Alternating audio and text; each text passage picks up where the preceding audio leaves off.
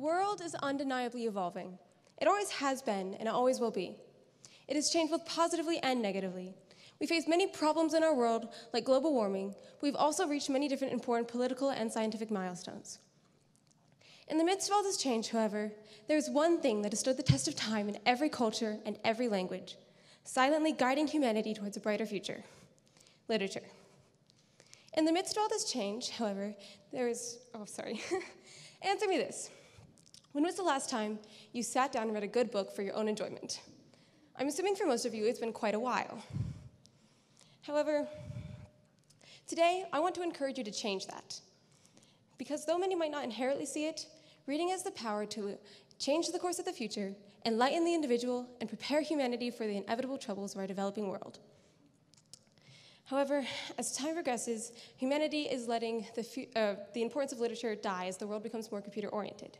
With each new generation, less and less people are fascinated with reading or writing literature. This cannot be allowed to continue.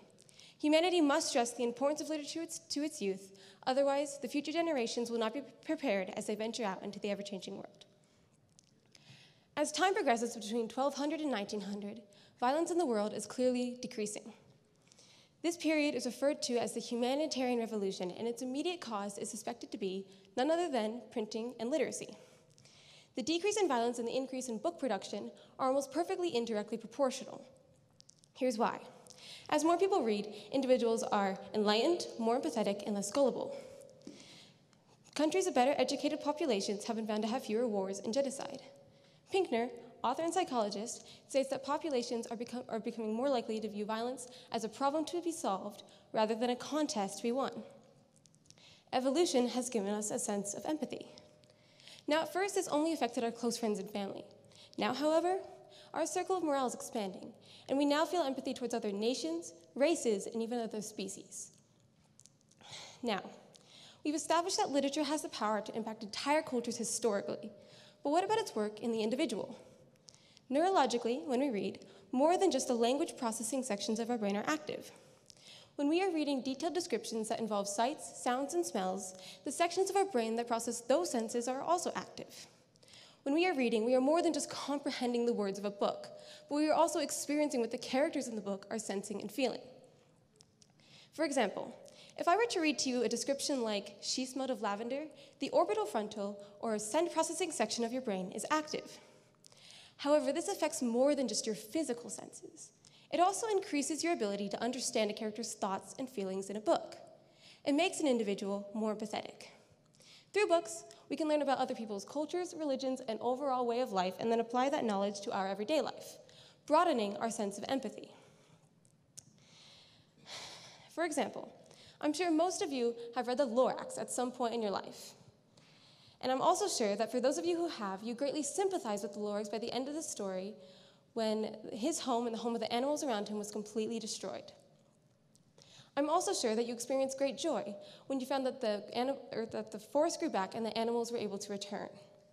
The ERIEx and his little animal friends aren't even human, and yet we feel so much compassion towards them.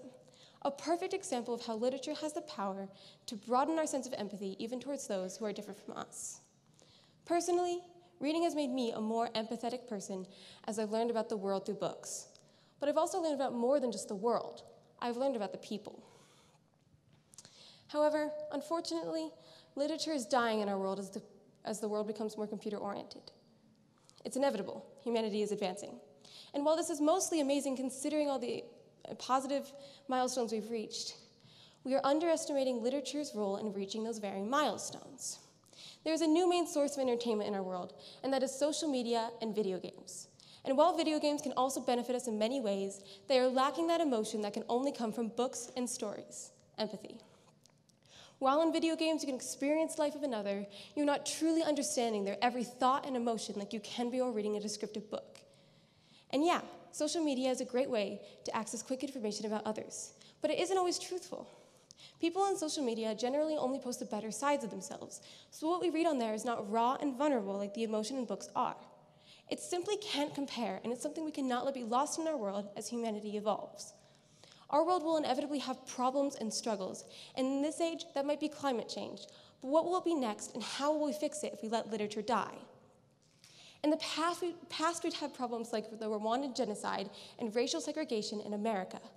But we have overcome those problems because of what history shows to be literature. Literature has the power to inspire us and engage us in the world's problems. So if we let it die, the future generations will be less inspired, less empathetic, and the problems of our world will be harder and harder to solve. This is something we cannot afford to let happen. Well then, how do we fix it?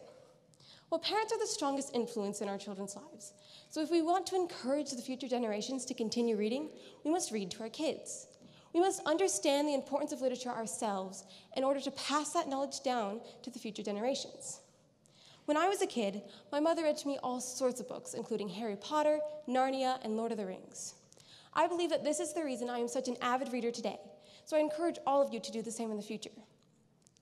As well as in our homes, however, we should also press the importance of literature in our schools.